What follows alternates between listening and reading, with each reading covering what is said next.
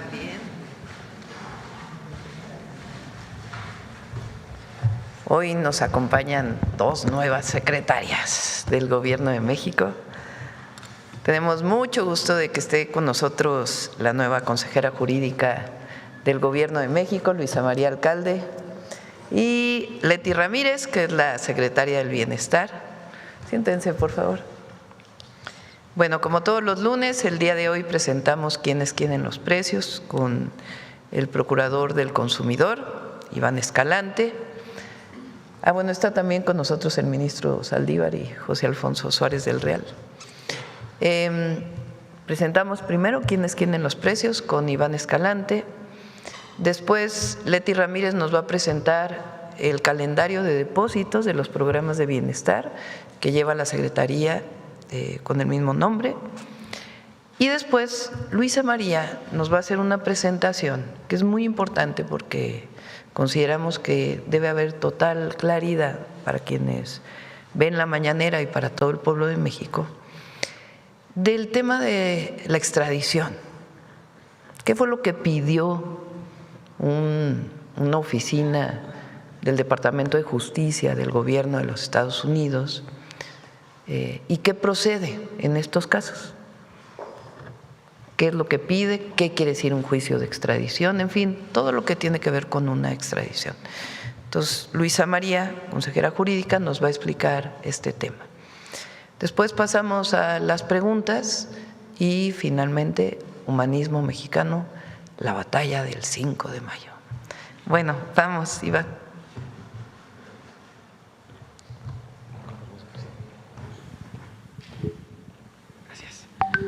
Muy buenos días a todas y a todos. Con su permiso, Presidenta, ¿quiénes quieren los precios?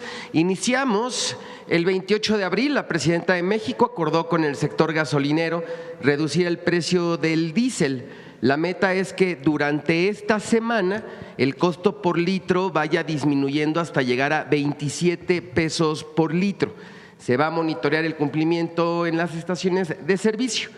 También destacar que desde el viernes pasado está vigente el acuerdo para reducir comisiones en pago con tarjetas de débito, crédito y vales. Entonces vamos a estar monitoreando durante toda esta semana la implementación de esta estrategia para la disminución del precio del diésel. ¿Cómo vamos o cómo íbamos hasta el fin de semana?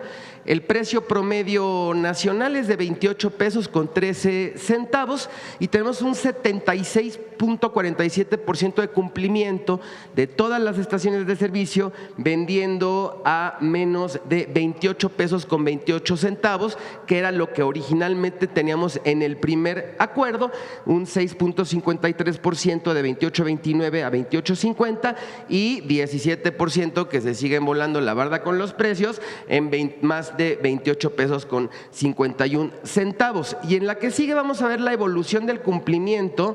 El 10 de abril teníamos solamente el 22.64% de estaciones que vendían en menos de 28 pesos con 28 centavos. Se fue incrementando hasta llegar al 3 de mayo, teniendo el resultado que presentamos hace un rato de 76% de las estaciones que estaban cumpliendo con este precio. Vamos, como le digo, a presentar el próximo lunes el porcentaje de cumplimiento ya hacia los 27 pesos, como lo acordó la Presidenta con todo el sector. Adelante.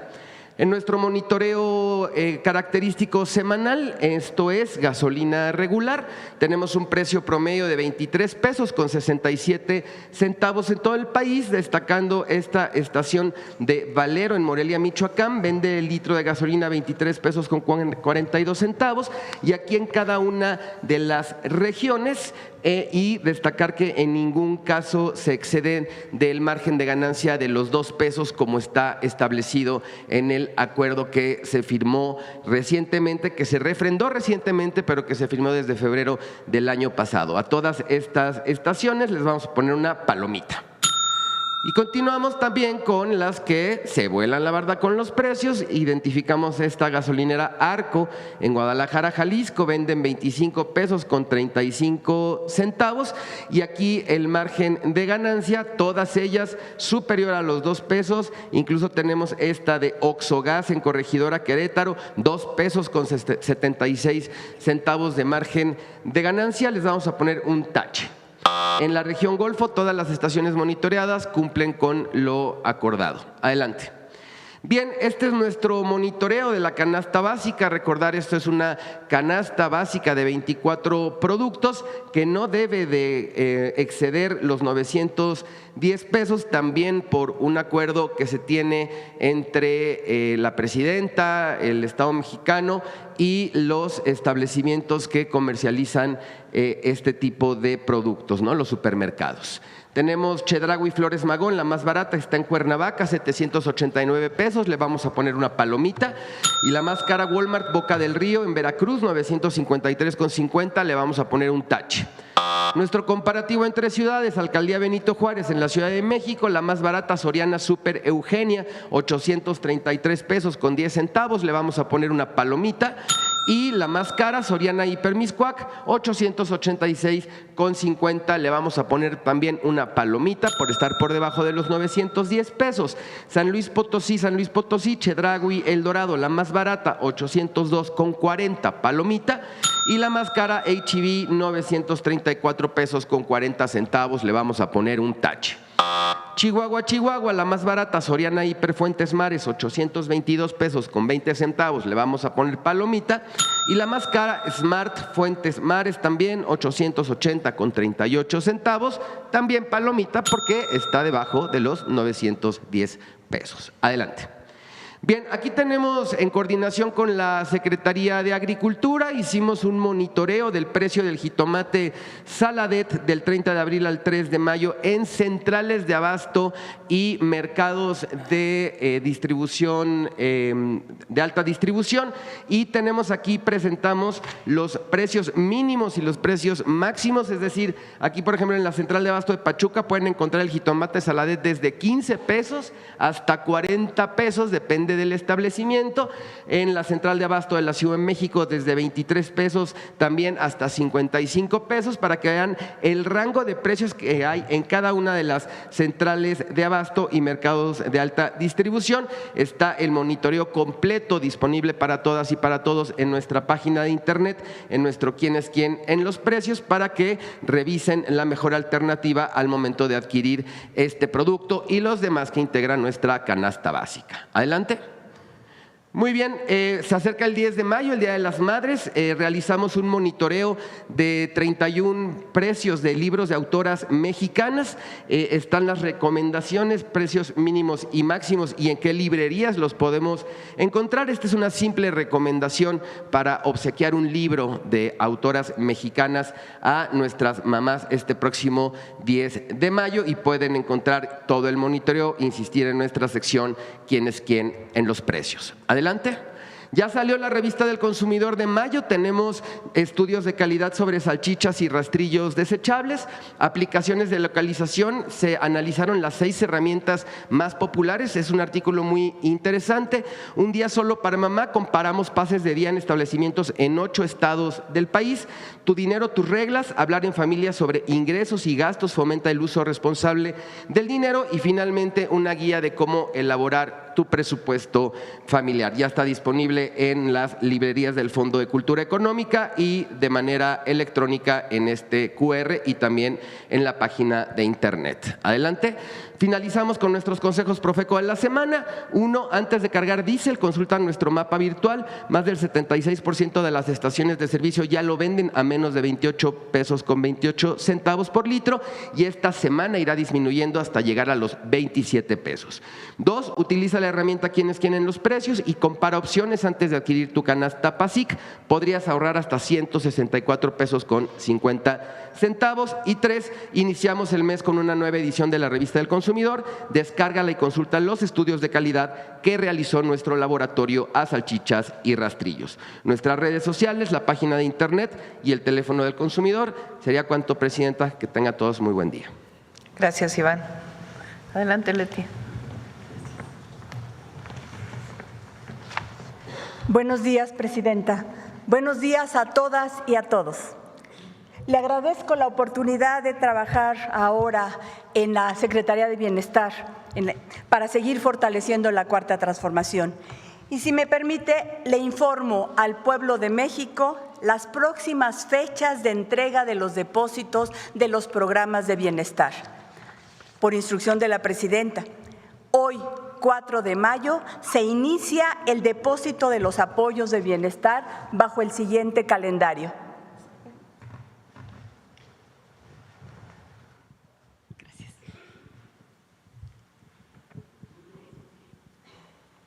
Empezamos con las personas cuyo apellido inicie con la letra A, hoy, lunes 4 de mayo.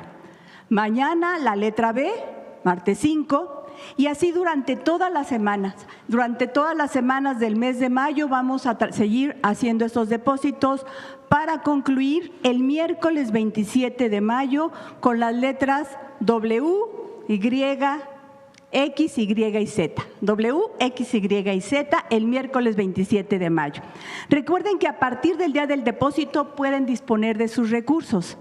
Si alguno de ustedes quiere conocer este calendario, lo puede consultar en la página de Bienestar. Aquí está. Son 32 millones de derechohabientes, de personas que reciben algún recurso. Para este mes de mayo y junio, de los programas que corresponden a la Secretaría del Bienestar son 104,768 millones de pesos, distribuidos en los siguientes programas que ustedes conocen: adultos mayores, mujeres bienestar, personas con discapacidad, madres trabajadoras y sembrando vida. Así también se construye la soberanía, favoreciendo el bienestar de la población. Muchísimas gracias. Es cuanto. Recuerden, hoy inician los depósitos de los programas del bienestar. Bueno, ahora sí, Luisa.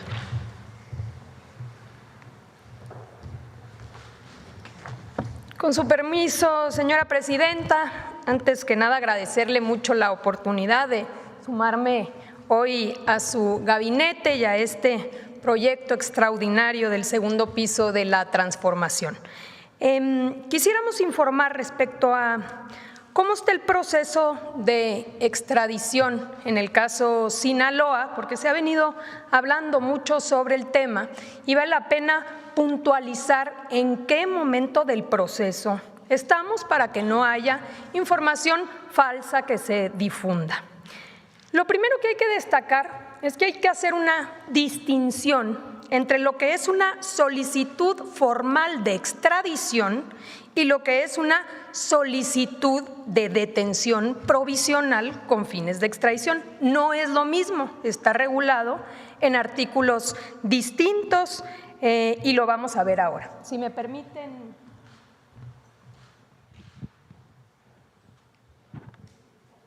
Fíjense bien, la solicitud formal de extradición está regulado en el artículo 10 del Tratado de Extradición entre México y Estados Unidos. Esa es la solicitud que se presenta. Ahí claramente se establece cuáles son los requisitos de esta solicitud.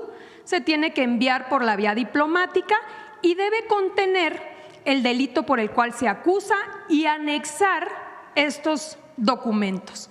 Relación de hechos imputados, textos legales que tipifiquen el delito, que fijen la pena y que regulen la prescripción. C, y aquí lo subrayamos, datos de prueba que establezcan que es probable que la persona cometió el delito. D, copia certificada de la orden de aprehensión emitida por el juez de la parte requiriente, datos de identificación y traducción al español. Esto es la solicitud formal de extradición. Ahora bien, adelante. La solicitud de detención provisional con fines de extradición se regula en el artículo 11 y no es lo mismo. La solicitud de detención es en aquellos casos donde se considera hay una urgencia. Y subrayamos urgencia, es decir, donde exista riesgo, ya sea de sustracción o de obstaculización del proceso. Si la parte requiriente considera que hay urgencia por estas dos circunstancias, entonces puede pedirle al país requerido, en este caso México, solicitar que previo a la solicitud formal, una solicitud de detención. Y aquí lo importante es que debe contener elementos probatorios precisamente para probar que es urgente esta solicitud. Entonces, lo que se solicita es la detención provisional con fines de extradición, y si ésta se encuentra fundada, entonces se procede a la detención y se abre un plazo de 60 días para entonces sí poder formalmente presentar la solicitud formal de extradición. ¿Qué sucede en este caso? En este caso, la Fiscalía del Distrito Sur de Nueva York no presenta una solicitud formal de extradición. Lo que presentó fue una solicitud de detención provisional con fines de extradición. Para poder presentar esto, necesita anexar elementos de prueba para establecer la urgencia, es decir, que existe un riesgo de sustracción o obstaculización del proceso. La Secretaría de Relaciones Exteriores le pide una opinión a la Fiscalía, y la Fiscalía determina que no existe al momento o no se aportó ningún elemento o prueba que acredite la urgencia, por lo que la solicitud no se encuentra debidamente fundamentada y es necesario solicitar información adicional precisamente para que se acredite la urgencia. De acreditarse la urgencia, entonces sí, la Fiscalía puede presentar a un juez de control, y el juez de control puede, viendo las evidencias, establecer ya sea la prisión, la detención provisional o alguna otra medida cautelar, y ahí inicia este proceso de 60 días.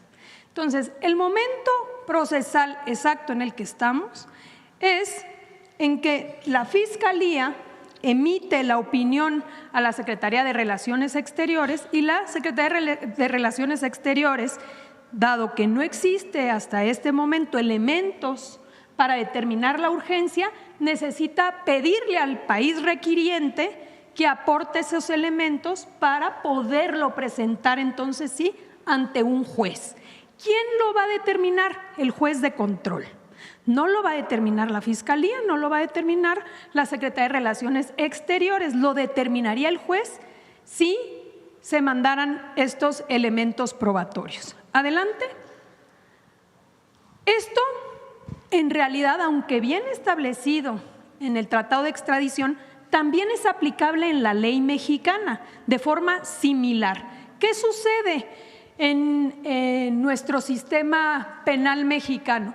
El artículo 16 constitucional, en relación con los artículos 141 y 142 del Código Nacional de Procedimientos Penales, establece que para poder solicitar una orden de aprehensión, cualquier fiscalía requiere aportar datos de prueba a un juez y debe acreditar 3 cosas: el hecho que la ley señala como delito, la probable responsabilidad y la necesidad de cautela, que es similar a la urgencia, es decir, el riesgo de sustracción u obstaculización del proceso. Entonces, esto también existe para efectos del sistema mexicano cuando se quiere detener a una persona y solicitar una orden de aprehensión. Adelante.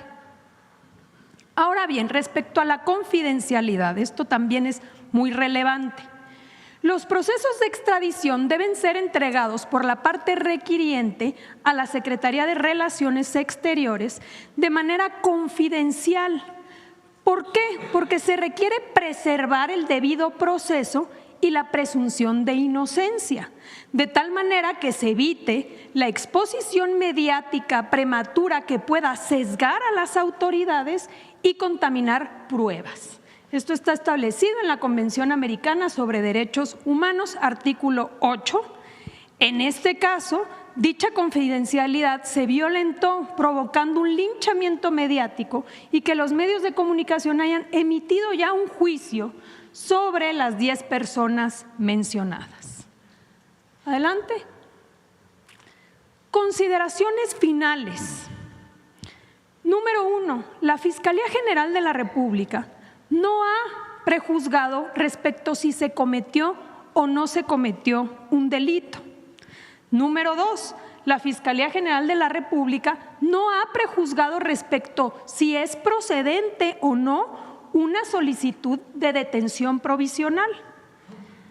La Fiscalía General de la República ha emitido opinión a la Secretaría de Relaciones Exteriores respecto a que el país requiriente no aportó elementos que acrediten la urgencia, por lo que la solicitud no se encuentra debidamente fundamentada y es necesario solicitar esta evidencia.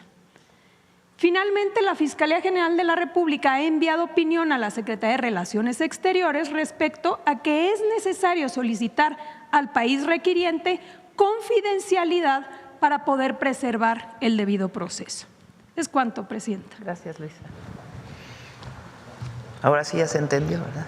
¿En qué proceso, en qué parte de un proceso enviado por una oficina del Departamento de Justicia de Estados Unidos estamos? Bueno, ahora sí vamos a las preguntas, si les parece. Vamos acá para que nos digan qué. Gracias, Presidenta. En parte es acerca del tema de Sinaloa también. Si nos pudiese comentar, Presidenta, hoy va el secretario de Seguridad a Sinaloa a dar una rueda de prensa. Ha habido también hechos violentos en los últimos días. ¿En qué momento se está en Sinaloa? Si va a haber más reforzamiento de las Fuerzas Armadas y de las corporaciones de seguridad en la entidad para evitar desbordamientos de violencia, y si usted en algún momento también en los próximos días acudirá a la entidad. Como saben, el gobernador Rocha pidió licencia el sábado, si mal no me equivoco. Y el viernes en la noche y el sábado se nombró a una gobernadora interina por parte del Congreso, como establece la Constitución de Sinaloa. Instruí al Gabinete de Seguridad, tanto al secretario de Seguridad, al general secretario y al almirante secretario, que asistan al estado de Sinaloa para reunirse con la gobernadora interina y poder explicarle cuál es el proceso de coordinación que tenemos. Ella era secretaria de Gobierno, conoce en parte, pero hoy como encargada del gobierno de Sinaloa, pues que sepa el pueblo de Sinaloa que mantenemos todas las fuerzas federales y que vamos a fortalecer la coordinación con la gobernadora interina. Es muy importante que frente a este cambio de gobierno que se dio en Sinaloa, pues el Gabinete de Seguridad Federal esté presente y fortalezca las actividades de coordinación y siempre de ayuda y protección al pueblo de Sinaloa. ¿Hubo alguna solicitud de parte del ahora es gobernador con licencia de mantener seguridad en su entorno para evitar cualquier cosa que le pueda suceder a él? Sí, normalmente en estos casos, como en cualquier otro, sea para un gobernador con licencia, de cualquier estado de la República, de cualquier entidad, un diputado, un senador, incluso un ciudadano que tenga alguna consideración de riesgo de su persona, solicita a la Guardia Nacional o al Gabinete de Seguridad apoyo en su seguridad. Se hace un análisis de riesgo y sobre eso se fortalece, se da o no seguridad. Y en este momento pues tiene la seguridad dada la condición que estableció el propio gabinete. Gracias. Y respecto a lo que comentaba la consejera jurídica, ¿este proceso cuánto tiempo podría tardar? Es decir, la FGR le informa a la Secretaría de Relaciones que se requiere más información de elementos de prueba en contra del exgobernador. Eso se envía a su vez a la Corte, entiendo que a la misma Corte del Sur de Nueva York. Es el Departamento de Justicia. Departamento de Justicia. ¿Cuánto tiempo tarda esta solicitud? Es decir, ¿hay algún plazo perentorio para que se entreguen esas pruebas y se pueda continuar con el proceso? ¿O es un tiempo abierto para esto? No existe como tal un plazo definido, es decir, se podría optar por dos vías. Una vez que se requiera esta información, se puede enviar la información para acreditar la urgencia, si es que se sigue solicitando la detención provisional conforme al artículo 11, o se podría optar también por mandar la solicitud formal de extradición. En caso de que se determinara mandar la solicitud formal de extradición, como vimos en la lámina, se requieren los elementos probatorios respecto ya de los hechos, no de la urgencia, sino ya de la probable responsabilidad sobre los hechos cometidos. Entonces no existe un plazo como tal, pueden presentarlo en cualquier momento. Gracias. Y Presidenta, nada más insistiendo un poco, ¿usted tiene pensado ir a Sinaloa en los próximos días? En estos días no, pero no por alguna razón en particular. Tenemos un programa de trabajo. Este fin de semana que viene vamos a Sonora. Nos vamos a quedar los 3 días en Sonora. Vamos a darle seguimiento a los planes de justicia de los pueblos originarios. Vamos a inaugurar hospitales.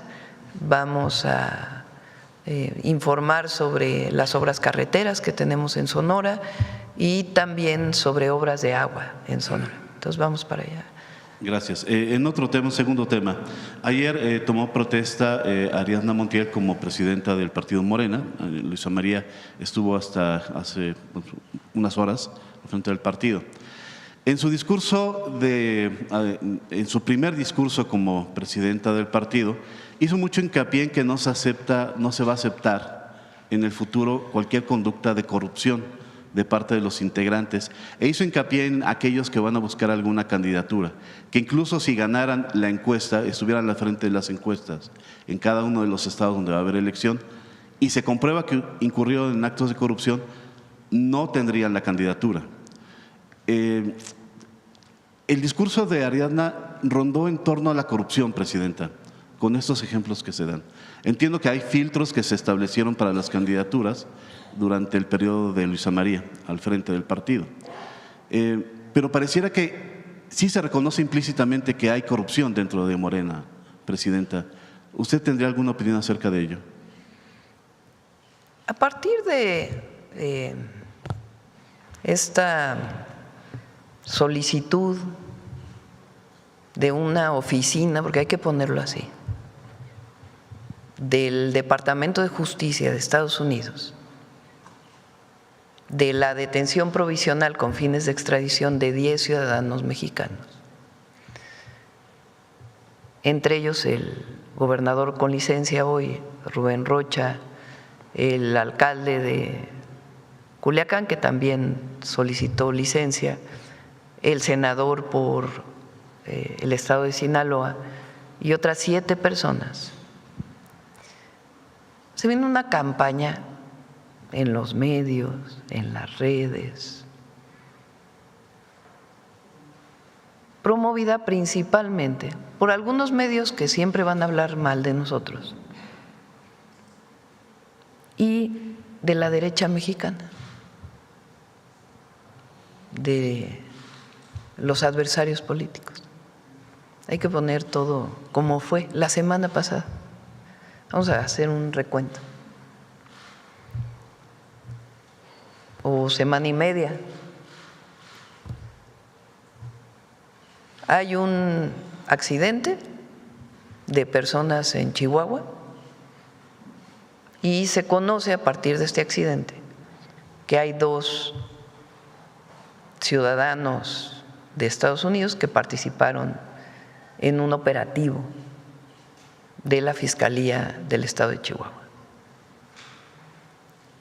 A partir de ahí, nosotros decimos, se está violando la ley, la Constitución y los acuerdos o el entendimiento que tenemos con el gobierno de Estados Unidos.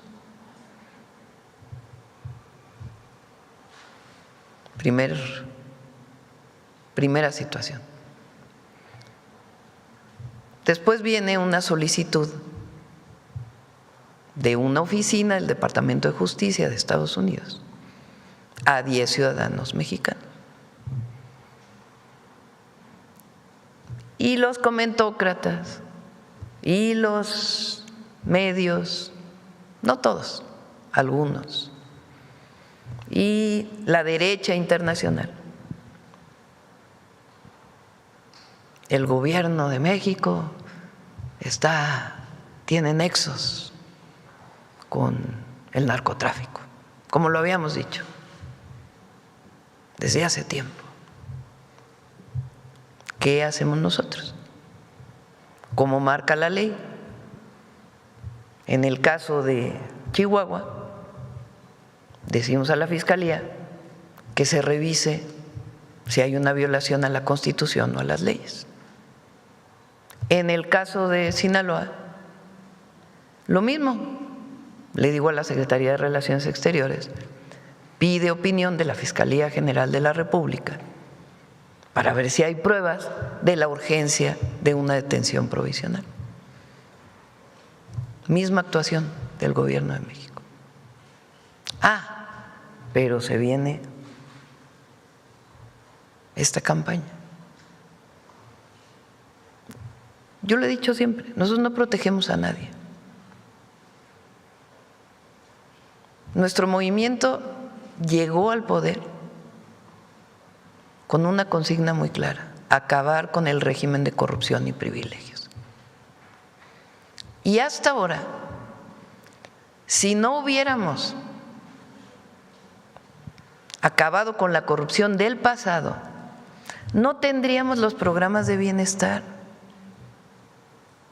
¿Cómo explica el pueblo de México, o ustedes, o cualquier mexicana o mexicano, que hoy se estén destinando 1 billón de pesos para dedicárselos directo a la gente?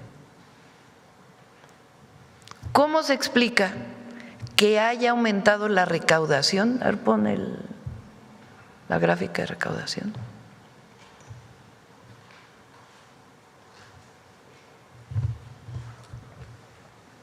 En 390,000 millones de pesos respecto al año anterior.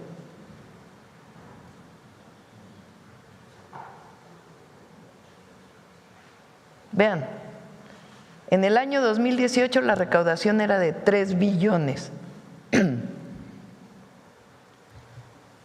Aumenta, sin aumentar impuestos. En 2025 la recaudación es de 5.3 billones de pesos. Y cada año va aumentando en términos reales, a pesar de la pandemia. ¿Cómo se explica que haya más recaudación? Porque hay honestidad. ¿Cómo se explica que haya programas de bienestar y que antes no se podían dar? Pues porque hay honestidad en el manejo de los recursos. ¿Cómo se explica que en el periodo del presidente López Obrador hayan salido 13.5 millones de personas de la pobreza si hubiera habido corrupción? ¿Cómo se explica que por primera vez en la historia hay más millones de personas en la clase media que en la pobreza si hubiera habido corrupción? ¿Cómo se explica que podemos pasear por el país y que la gente nos salude, nos abrace si hubiera corrupción? Nosotros nos comprometimos a acabar con el régimen de corrupción y privilegios. ¿Cómo se explica que hayamos aprobado un plan B en donde se acaba con las pensiones doradas, en donde se reducen los regidores, disminuye los presupuestos de los congresos estatales, disminuyen los presupuestos del Senado. ¿Cómo se explica que estemos determinando estas acciones? ¿Cómo se explica que no queremos que haya reelección, que no queremos que haya nepotismo en la entrega de un cargo de elección popular a otra, si hubiera corrupción? Pero hay una campaña de que hay corrupción en los gobiernos de la transformación. ¿Cómo se explica que el Consejo Nacional de Seguridad haya enviado 94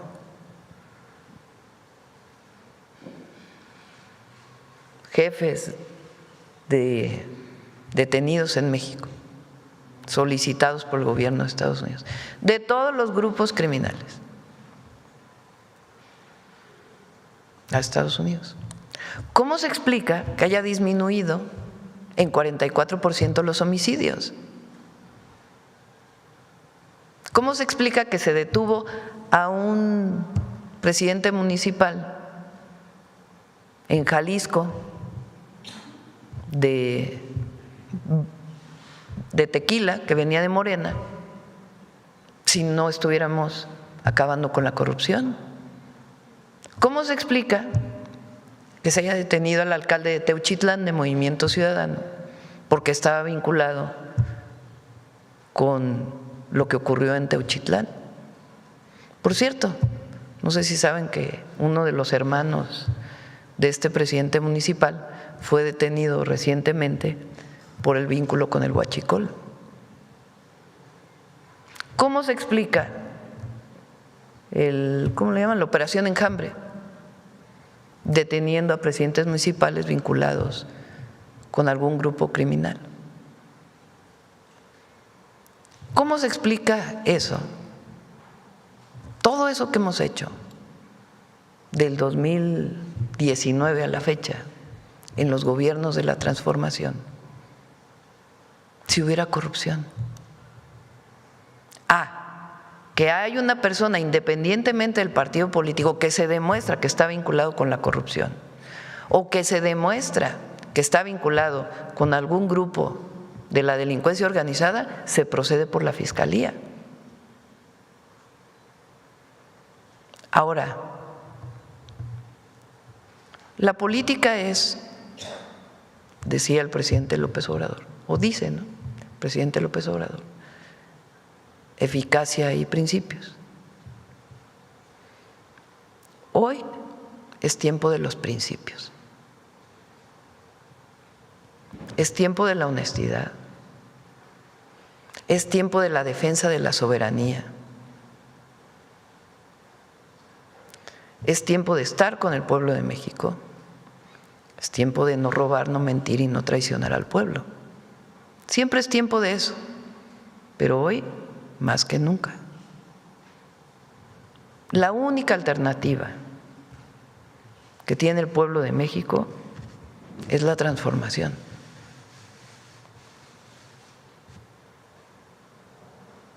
Entonces, pues la nueva presidenta de Morena le corresponde ese trabajo, como lo hizo muy bien Luisa María. Vean cómo es brillante Luisa María. Explicó en 5 minutos los juicios de extradición y lo que está pidiendo hoy el gobierno de Estados Unidos. Ahora, como digo, es tiempo de la defensa de la soberanía y también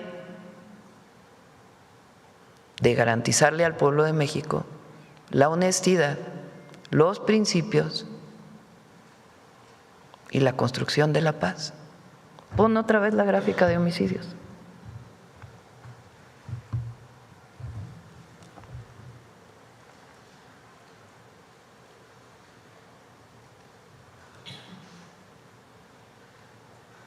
¿Cómo explican esto?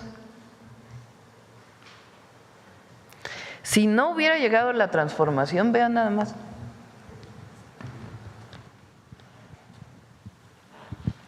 si no hubiera llegado la transformación al país, esto hubiera seguido allá arriba.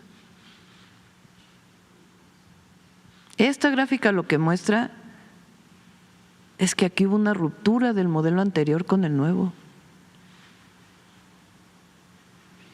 Y esta gráfica de transformación de raíz de nuestro México es la misma para el salario mínimo, solamente que ahí venía así y sube. Es la misma para prácticamente todos los indicadores. Todos. Sí, hubo una transformación de raíz y nosotros no vamos a traicionar esa transformación, nunca.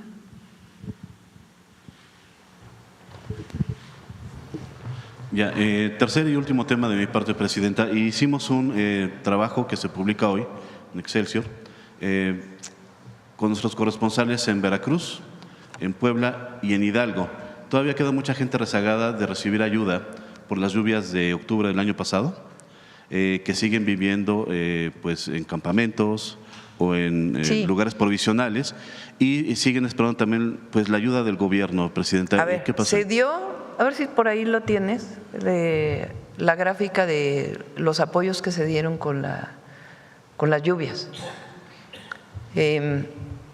Se dio apoyo, se hizo un censo de todas las comunidades que fueron afectadas. Fueron alrededor de 100,000 familias que tuvieron alguna afectación. El censo que hicieron las y los servidores de la Nación venía perfectamente establecido qué fue lo que se dañó de la vivienda. Entonces, si tuviste daños menores, recibes un apoyo, si tuviste daños medios, otro apoyo, y si tuviste daños mayores, otro apoyo.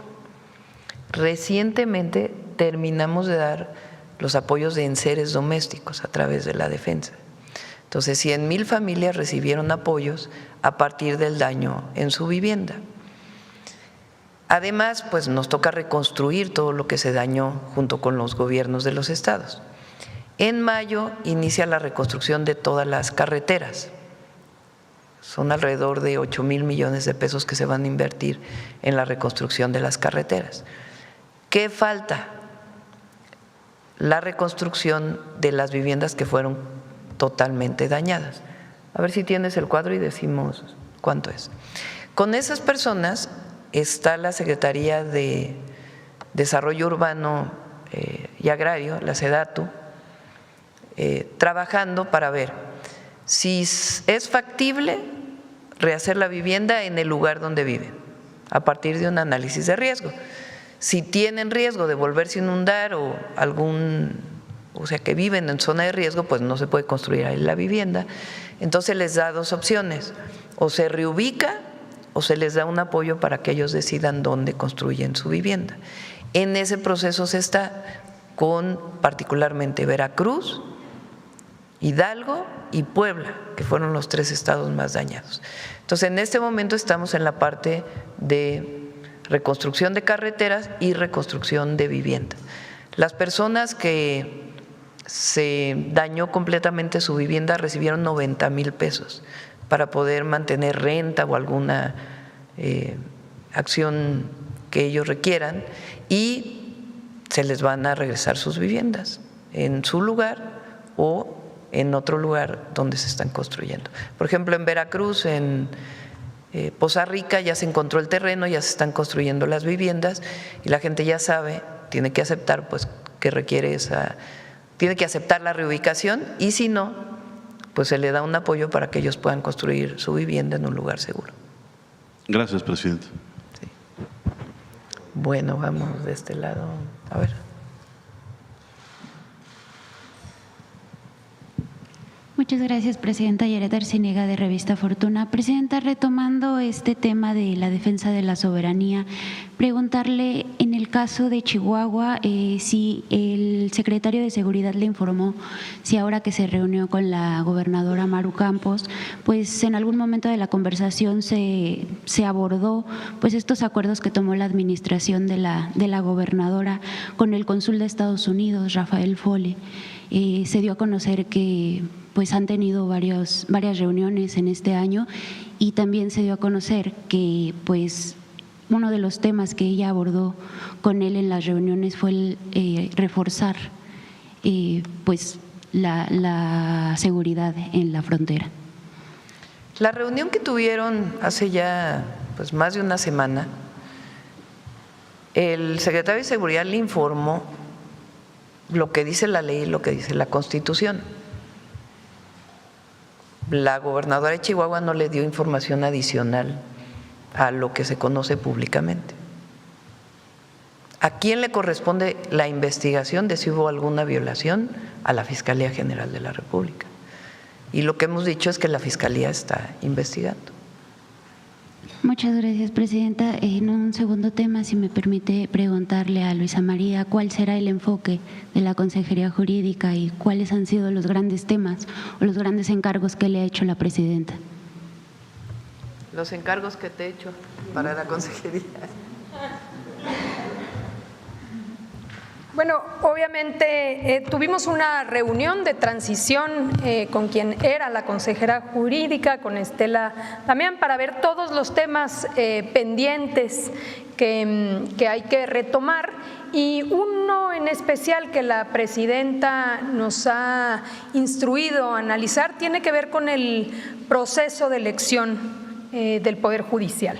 Como ustedes conocen, actualmente esa elección está programada para suceder el próximo año, en el 2027. Entonces vamos a analizar y emitiremos una opinión a la presidenta si vale la pena pensar en una reforma, ya sea que se sostenga que suceda en el 27 o analizar que se pueda posponer un año al 2028. Entonces vamos a estar viendo este asunto de manera prioritaria. Muchas gracias. Y finalmente, presidenta, preguntarle a la nueva secretaria del Bienestar cuáles son los retos que se ha planteado para llegar pues a cada rincón del país y pues para que todos los mexicanos tengan acceso a programas sociales.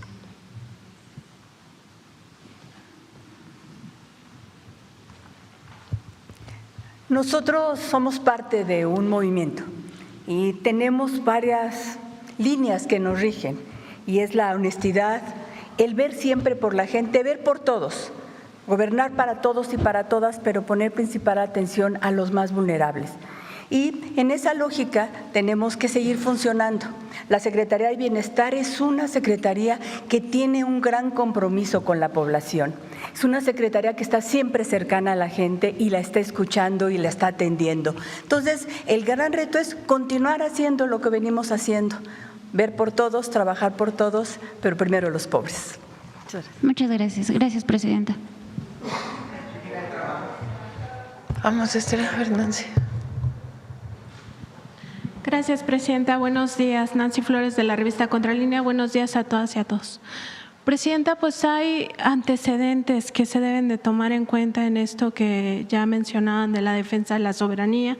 Está el caso del general Salvador Cienfuegos, está el caso del secuestro del Mayo Zambada, donde se presume que agentes estadounidenses participaron directamente con los Chapitos en contubernio con este grupo, esta facción del cártel de Sinaloa. Está todo el financiamiento que hizo la Embajada de Estados Unidos en México a organizaciones opositoras a la Cuarta Transformación, el caso particular del financiamiento que hubo del gobierno estadounidense a la Organización Mexicanos contra la Corrupción y la Impunidad, que en su momento fue fundada por Claudio X González Guajardo, aunque ya en el proceso electoral pues él se separa de esta organización. Sabemos que esta oligarquía estaba enquistada en estas asociaciones civiles poniéndose la máscara de pues ciudadanos, cuando en realidad pues son un poder fáctico. Está todo el tema también que ya mencionaba la nueva consejera jurídica Luisa María Alcalde en torno a esta vulneración del proceso legal de petición o de solicitud para que se haga esta detención provisional, y también está el el tema de los agentes de la CIA operando directamente en territorio a espaldas del gobierno mexicano y con anuencia, por supuesto, del gobierno de Chihuahua de Maru Campos, quien se ha negado pues a explicar exactamente quién dio esta autorización al gobierno estadounidense. Claramente están violando la soberanía. México, por otra parte, ha sido cooperante, digamos, en toda esta situación. Nos hablaba de estos más de 90 reos entregados, entre ellos capos del narcotráfico. Preguntarle si no sería momento ya de evaluar si México está en un piso parejo en esta relación, coopera en el tema migratorio. México detiene la migración de varias formas en su frontera sur, en su frontera norte. Además, promueve estos programas, ¿no?, para atender las causas que originan la migración en Centroamérica, sobre todo. Ha dado recursos a países centroamericanos, coopera en otros ámbitos. Y Estados Unidos, pues nada más para poner un ejemplo, en el caso de la extradición que se solicitó de García Cabeza de Vaca, pues Estados Unidos no está cooperando con México, ¿no?, protegiendo a panistas claramente. Entonces, preguntarle si no sería momento de evaluar si estamos en un piso parejo y si hay que cambiar en algún sentido, por esto que también decía que estamos en un momento de defender nuestra soberanía. Hay que poner todo en contexto y tienes razón. Fíjense, hay casos como el Rápido y Furioso. Este es para los jóvenes, además, porque hay que hacer historia de lo que ha sido la relación México-Estados Unidos. Estoy leyendo un libro que me regaló Andrés Layuz, que escribió su mamá, Soledad Loaesa, sobre la relación de 3 presidentes con Estados Unidos, después del cardenismo, y cómo el injerencismo siempre ha sido lo que marca la relación. Estados Unidos siempre va a tener bueno, hay excepciones. La excepción de Lincoln con Juárez, que es para elevarlo desde Estados Unidos y desde México a un gran momento de la relación. Nunca aceptaron la invasión francesa, siempre reconocieron a la República con Juárez, o también la de Roosevelt con el general Lázaro Cárdenas, que fue un buen momento de la relación.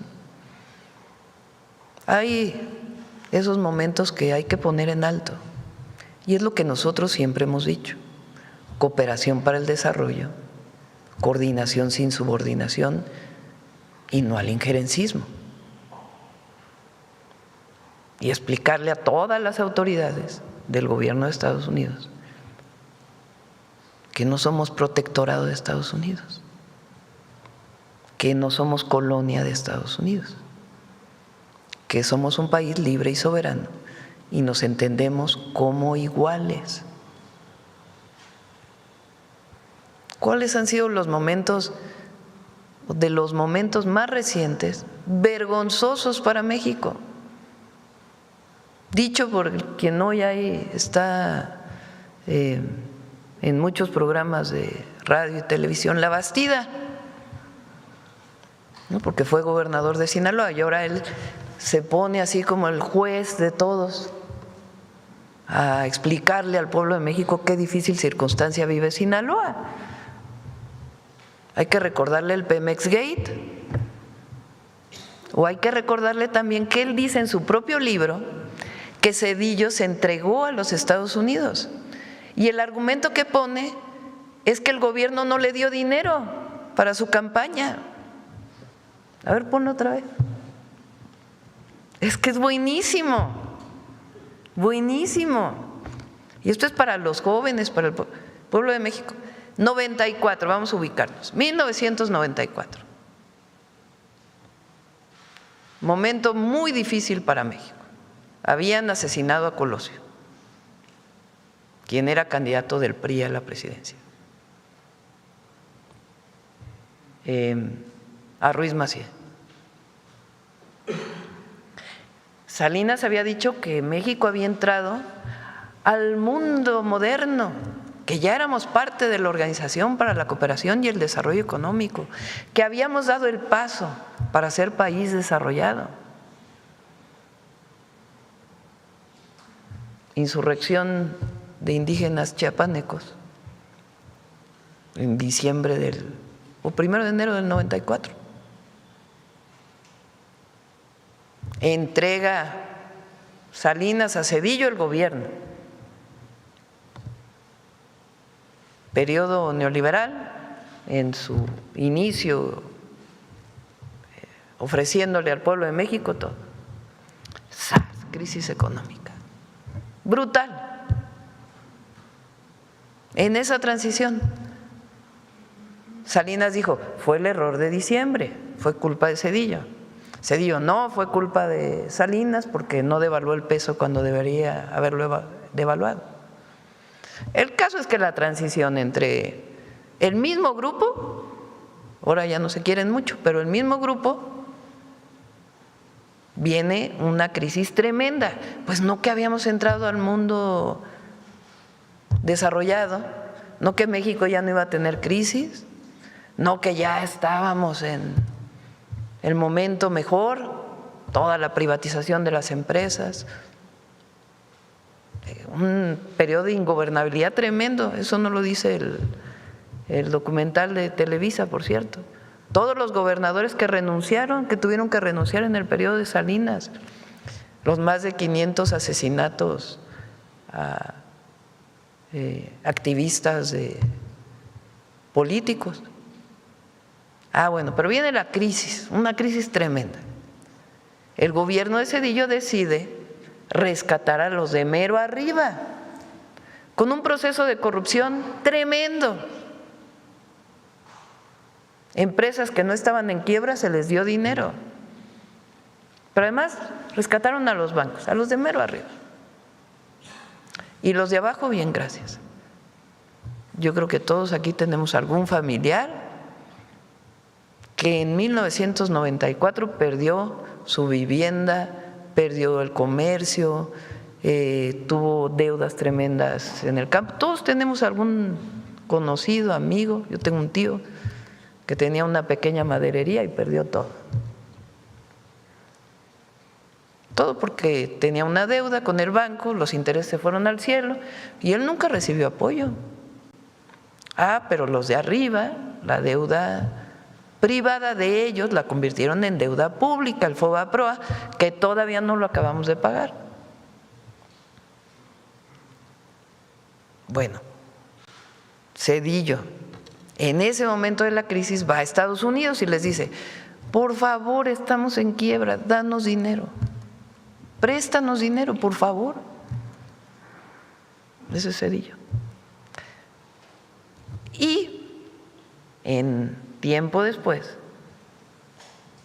en el 2000, cuando viene el cambio de gobierno entre Zedillo y el que seguía, el candidato del PRI era Labastida, revela lo siguiente.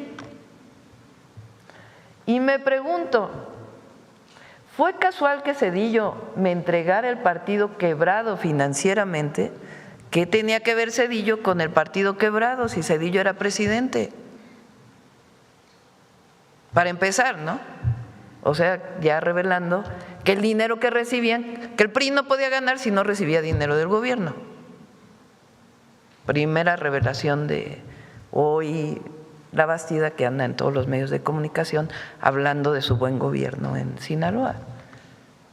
También dudo de que fuera fortuita la falta de solidaridad al negarse que se difundieran desde mi campaña los logros económicos de su gobierno y sus instrucciones a los gobernadores para que torpedearan mis giras.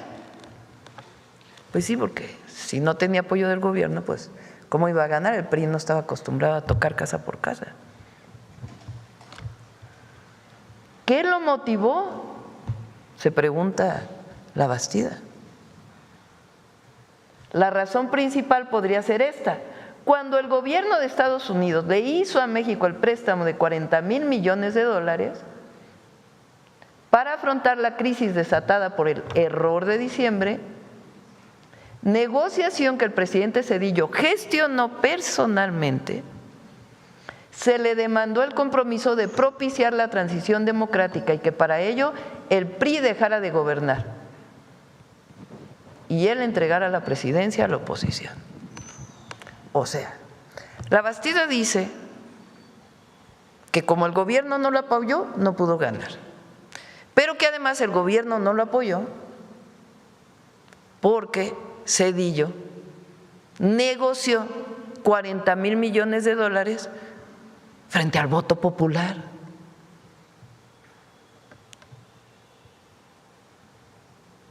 Bueno, si eso no es injerencismo, ¿qué es injerencismo? Y así podemos, bueno, Calderón, que dejaba operar en territorio a la DEA, pero déjense ustedes eso, hizo un acuerdo con Obama entonces para el llamado rápido y furioso. Bueno, si eso no es injerencismo, ¿qué es? O sea, armas de Estados Unidos, más de 2,000, si no me equivoco, armas de Estados Unidos, que supuestamente le pusieron un chip para que pasaran a México, promovido por el gobierno de Estados Unidos y el gobierno de México, porque supuestamente con esa operación iban a encontrar a dónde estaban los capos de la droga, dijo. La verdad. Todo se destapó por el homicidio de un agente de Estados Unidos. ¿Alguien resultó responsable de eso? No. Se quedó ahí. Pero se demostró que esas armas participaron en un montón de homicidios en contra de mexicanos. Bueno, ya si quieren platicamos del Irán Contras y de muchas formas que se ha querido tener presencia de una manera distinta en México. Ahora, en este caso, ¿quién está pidiendo? Porque también hay que ver, porque no todo es lo mismo allá. Es una oficina del Departamento de Justicia de Estados Unidos, de Nueva York, una oficina de Nueva York, que está pidiendo la detención urgente, con motivos de extradición de 10 ciudadanos mexicanos.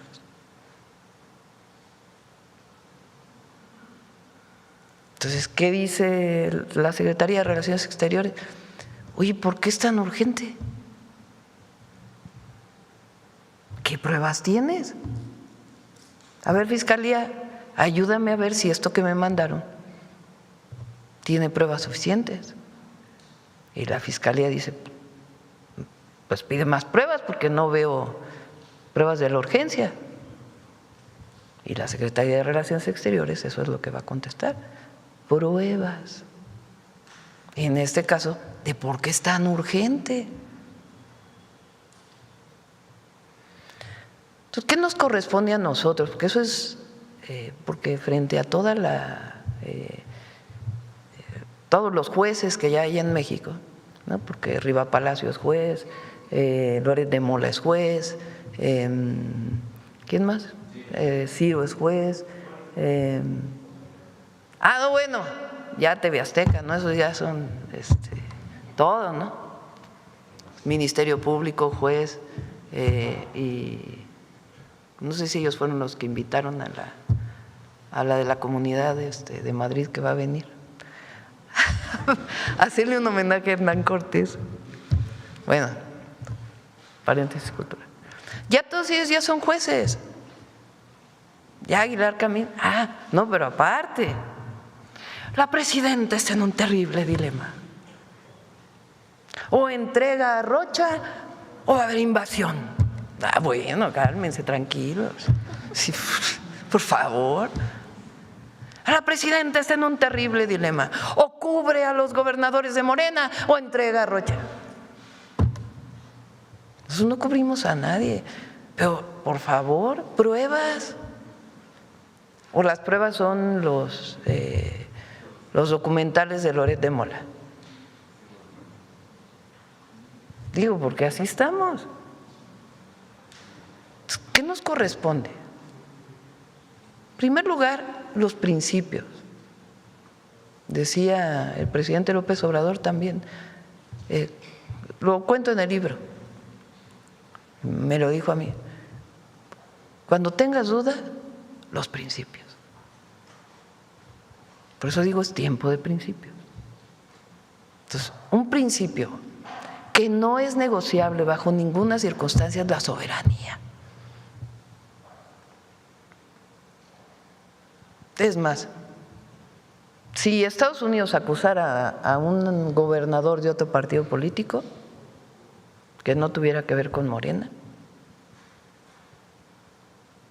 el principio, la soberanía. Porque es México por encima de todo.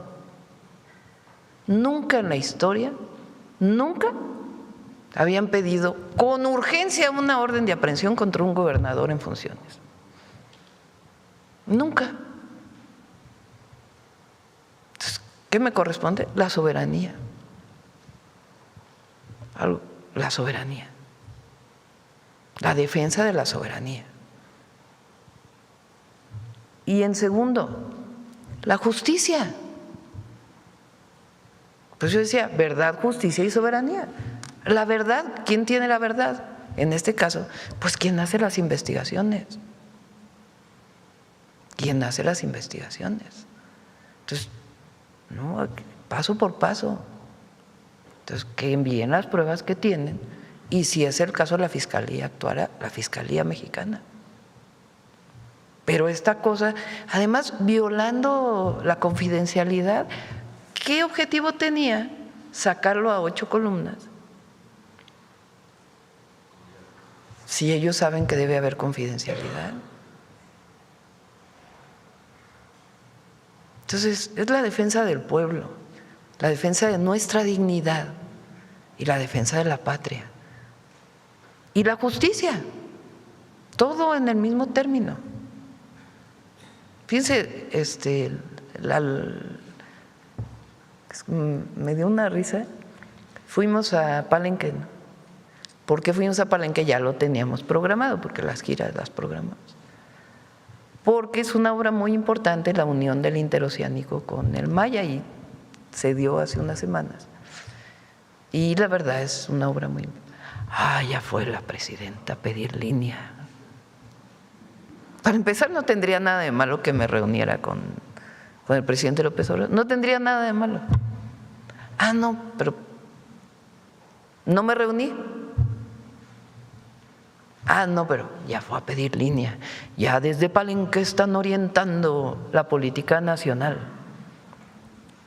Tiene mucho rasgo de misoginia, la verdad. O sea, como si la presidenta no pudiera tomar decisiones del futuro del país. Se reunieron la secretaria de Anticorrupción y Buen Gobierno en una, ¿cómo le pusieron? Un cónclave. Es que de veras da risa. Fuimos a Palenque y dormimos en el Hotel del Tren Maya, que por cierto se los recomiendo, del Mundo Maya. Muy bonito, está en medio de la selva, muy bonito.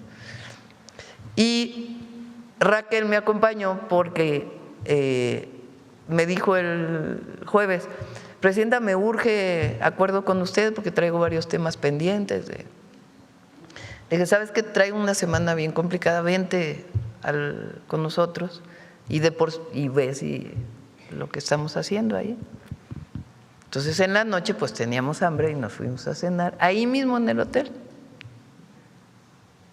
Y ahí tomamos nuestro acuerdo, normal como tengo con cualquier secretario o secretaria. Entonces nos tomaron fotos, una foto, cónclave, morenista además. No, bueno, es que está divertido, ¿no? La verdad. Entonces, el pueblo de México tiene que tener la certeza, primero, de que la presidenta no agacha la cabeza,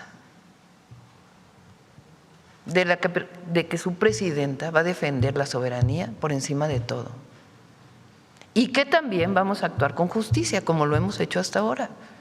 que hay cosas que nos corresponden a nosotros, hay cosas que le corresponden a la Fiscalía, hay cosas que le corresponden al Poder Judicial.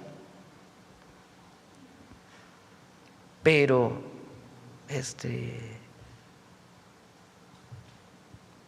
decir que ahora estamos en un terrible dilema, no. Sabemos cómo actuar y siempre tenemos un gran equipo que ahora está reforzado para avanzar en lo que nos comprometimos con la gente.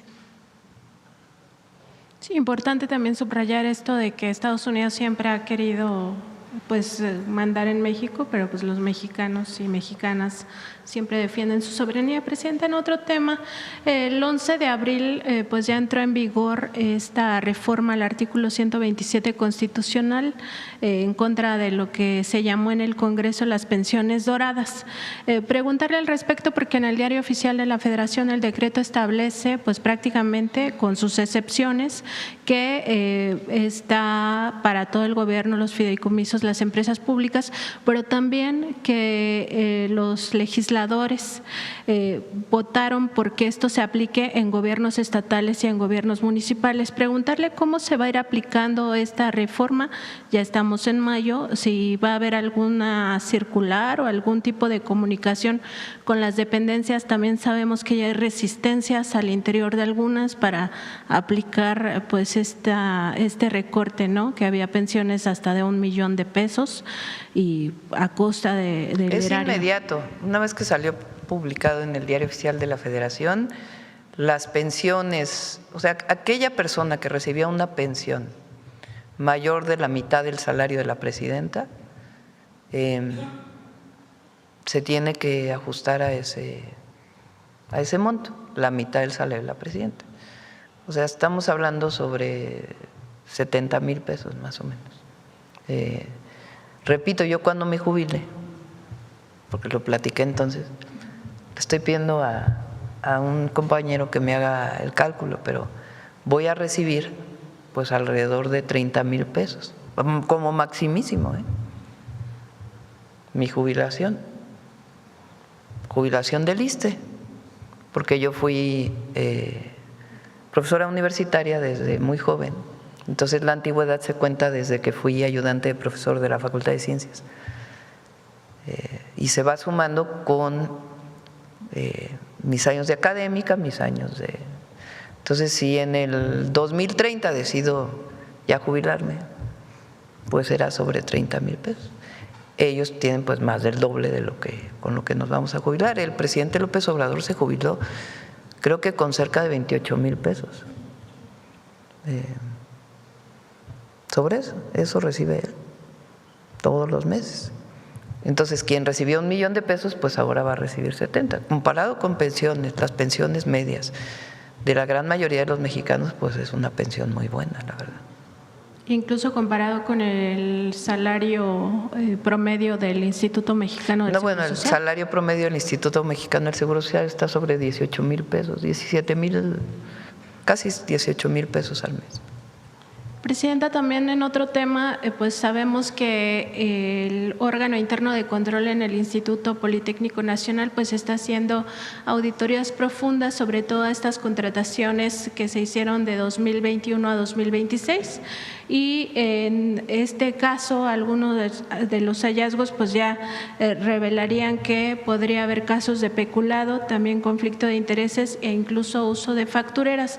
También sabemos que este órgano interno de control está revisando la terminación del convenio entre el Instituto Politécnico Nacional y la Fundación Politécnico y la creación de este nuevo patronato que se llama Corazón, Guinda y Blanco.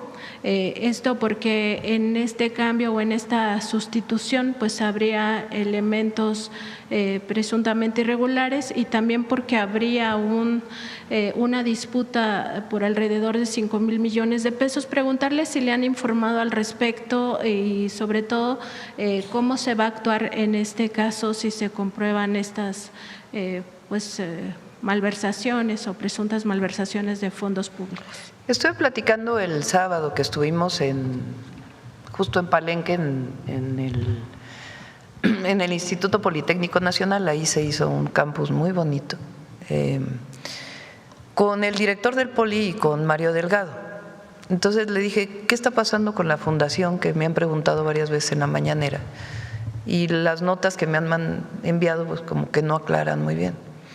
Y él me dijo, es que había mucha oscuridad en ese patronato, en ese fondo. Entonces le dije, sería muy bueno que lo explicaran porque a la gente no le ha quedado claro, a los alumnos, a los maestros y a la opinión pública, al pueblo de México, qué pasó por qué decidieron ese, ¿cómo se llama? Patronato, ¿cómo se llama? Fundación, esa fundación, cerrarla y en todo caso abrir una nueva.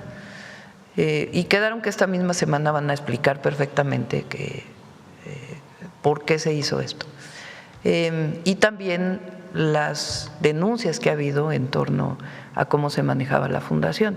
Es muy importante que se conozca. Lo segundo, cualquier investigación que haga el órgano interno de control, pues hay que seguirla y siempre tiene que llegar a sus últimas consecuencias. Yo tengo una muy buena opinión del director del Poli. El director del Poli es una eminencia. Él, fíjense, trabajaba en la Universidad de Oxford, en Reino Unido. Cuando viene el cambio de director del Instituto Politécnico Nacional, el presidente López Obrador hace una consulta de quién puede ser el director y le proponen a esta persona, al director actual, se llama, soy malísima para los nombres, se me olvidan, el director del Poli. Es un doctor que es una eminencia, él es… Reyes Sandoval. Reyes Sandoval. Él hacía investigación relacionada con vacunas, tiene muchísimos artículos publicados, es una eminencia académica. Pues imagínense, él decide dejar todo eso que tenía en Oxford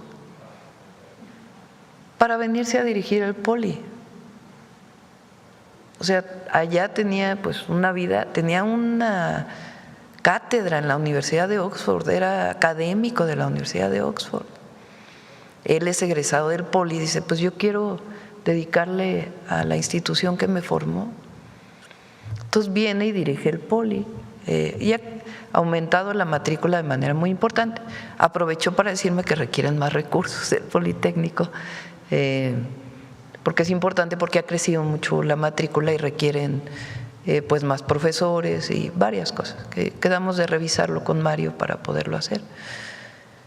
Por supuesto tienen que haber las investigaciones conducentes, pero sí es importante que conozcan quién es el director del Politécnico.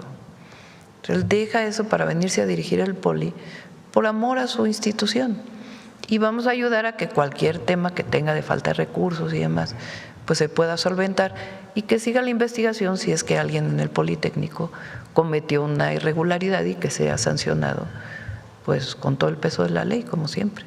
Sobre todo, Presidenta, porque el secretario de Administración, o más bien exsecretario, fue separado del cargo y ya vinculado a proceso por otro tema de factureras en el ISSSTE. Entonces, pues…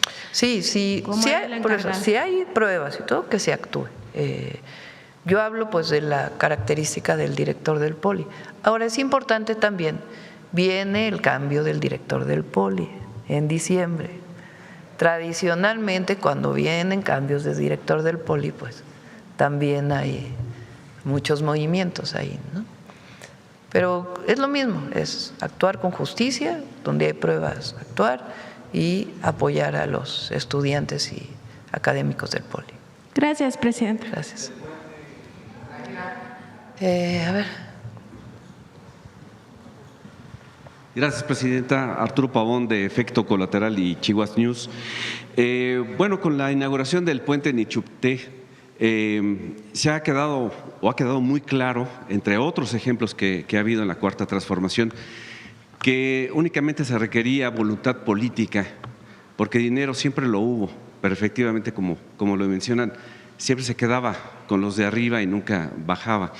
En este caso, bueno, hay más construcciones de ese tipo de infraestructura, puentes, que también están ahorita en proceso o están renovándose. Un ejemplo también es el que está sobre la presa Valsequillo en Puebla, donde, bueno, también se va a facilitar la vida de mucha gente disminuyendo los tiempos de trayecto, que serían de 1 minuto, sería ahí en Valsequillo, 11 minutos en Nichupté. Entonces, usted tiene ya, digamos, en lo que resta de su gobierno, también identificadas obras de esta magnitud que se puedan programar. Esa es la primera pregunta. A ver, pon el video del Nichupté, el que subió ayer Paulina. Sobre todo que hubo un concierto por la paz también para celebrar. Sí, también ayer, fueron 2 días ahí de celebración, muy contenta la gente.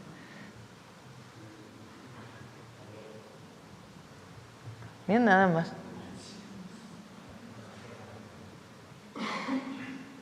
Ponle la musiquita que está buena.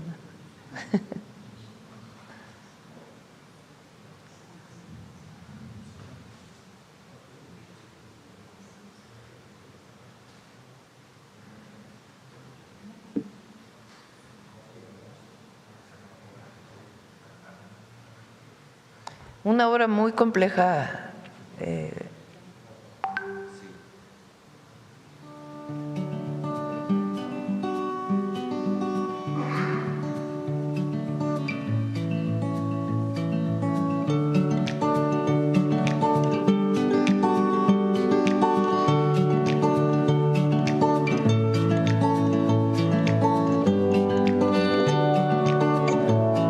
Kilómetros,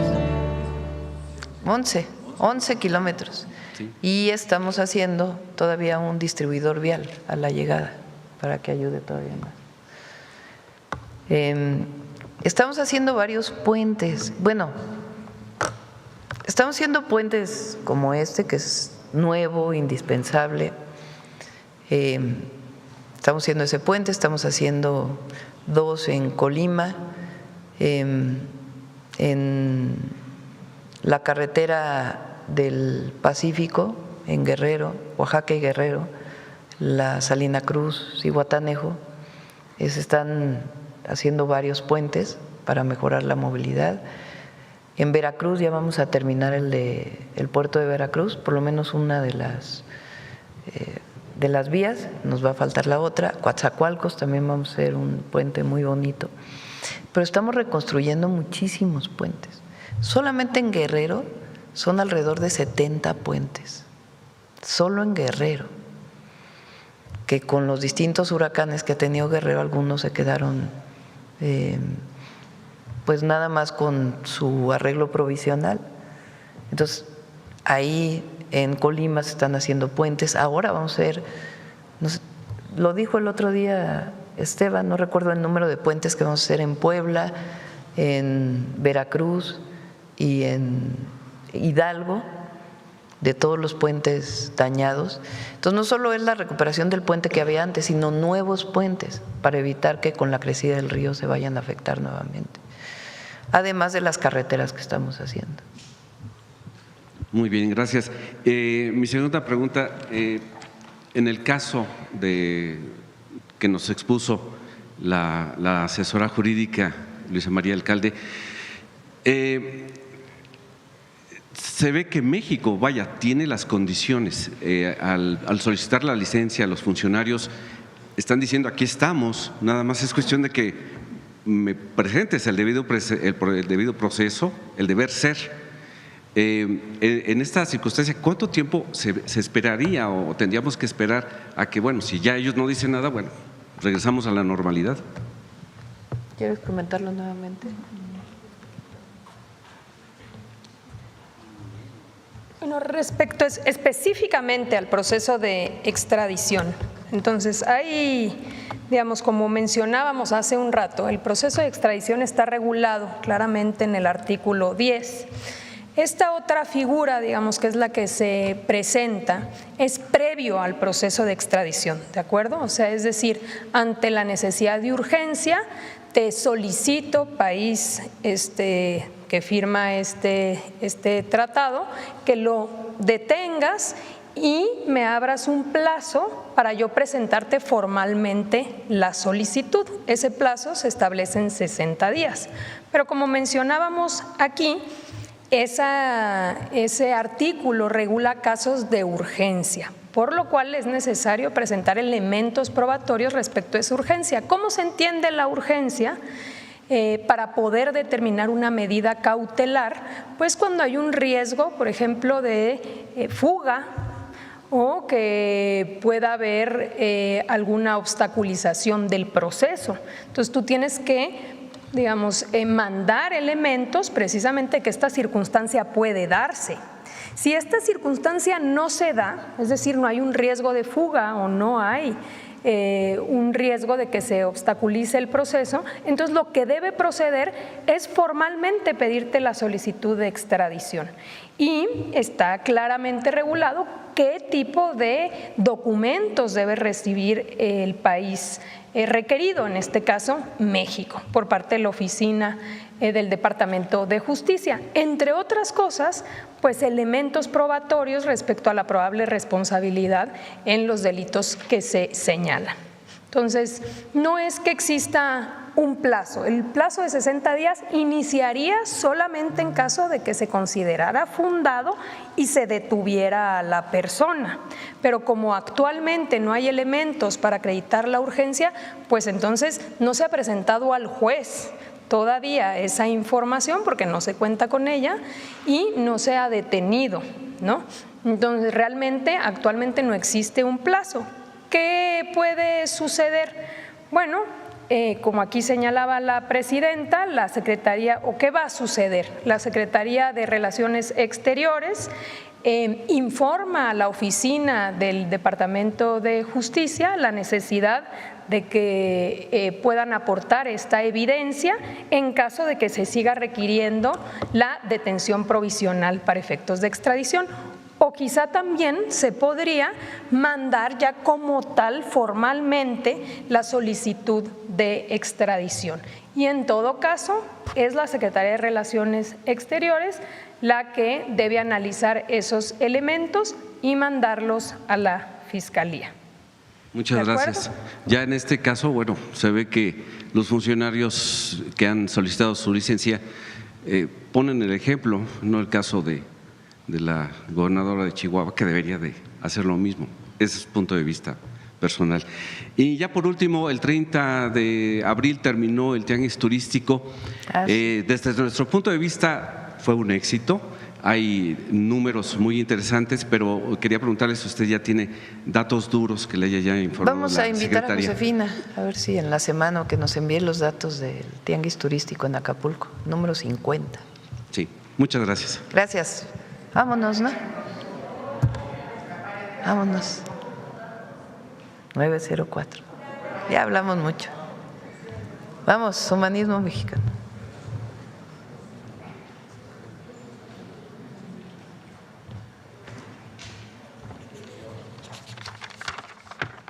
Con su permiso, Presidenta, compañeras y compañeros, hace 164 años, el general Ignacio Zaragoza, el Ejército de Oriente, se preparaba a uno de los momentos más relevantes de la historia de nuestro país y del humanismo mexicano.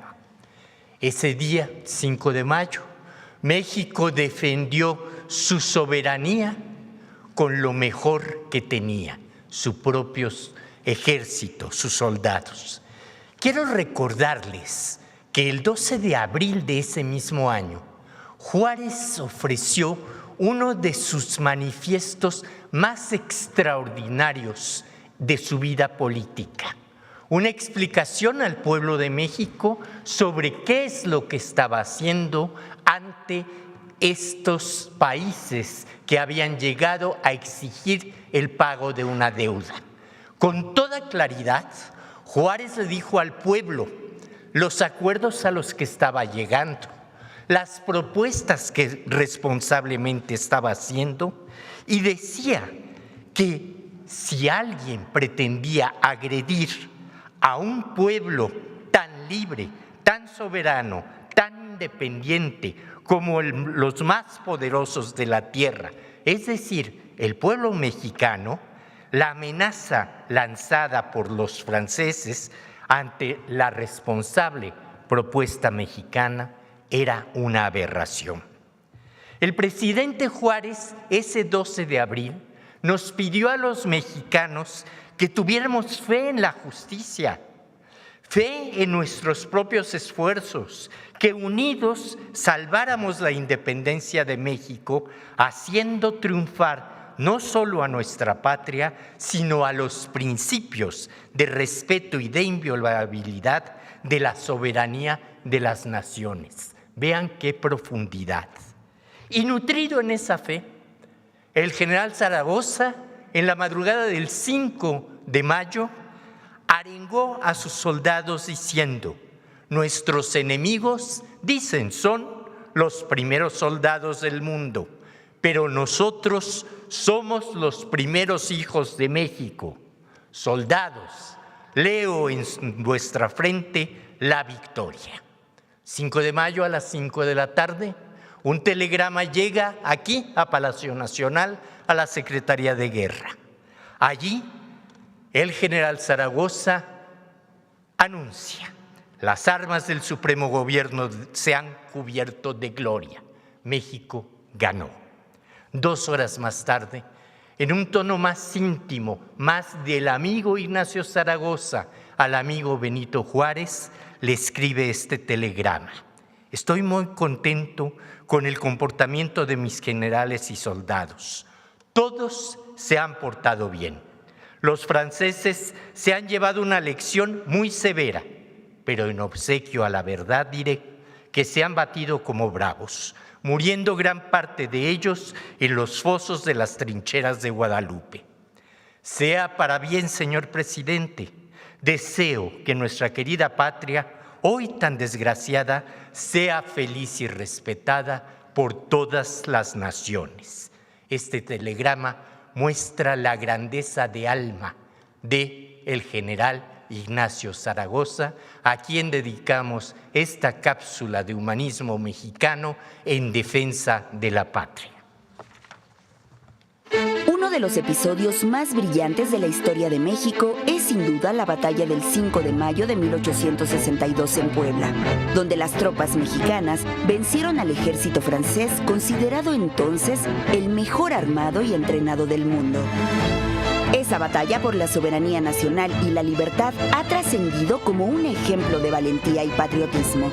Los mexicanos defendían la República libre y soberana frente al proyecto francés de establecer una monarquía subordinada al imperio de Napoleón III. Antes de la confrontación, el general Ignacio Zaragoza, de apenas 33 años, arengó a las tropas nacionales con una frase que quedó en la memoria de nuestro pueblo: estamos frente al ejército más poderoso del mundo, pero ustedes son los mejores hijos de México.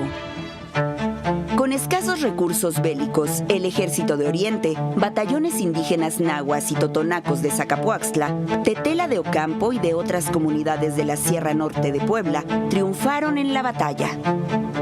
Pocos días antes, el 12 de abril de 1862, Juárez publicó un manifiesto en el que sostuvo que el gobierno de la República cumplirá el deber de defender la independencia, rechazar la agresión extranjera y aceptar la lucha, contando con el esfuerzo unánime de los mexicanos y que tarde o temprano triunfará la causa del buen derecho y la justicia. El manifiesto concluye convocando al pueblo a que tenga fe en sus propios esfuerzos para salvar a la patria y a los principios de respeto y de inviolabilidad de la soberanía de las naciones. Con estas palabras en mente y con el corazón henchido, Ignacio Zaragoza guió a los mexicanos a ganar una batalla que sigue resonando en México y más allá de nuestras fronteras. Sin duda, en la batalla del 5 de mayo triunfó la soberanía y la dignidad de México.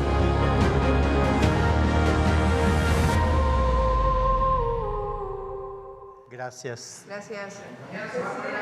Ah, sí, mañana no hay mañanera. Mañana no hay mañanera, vamos a tener la reunión de seguridad aquí y nos vamos luego a Puebla, allá nos vemos. Y el miércoles regresamos a la mañanera. Gracias, buen día.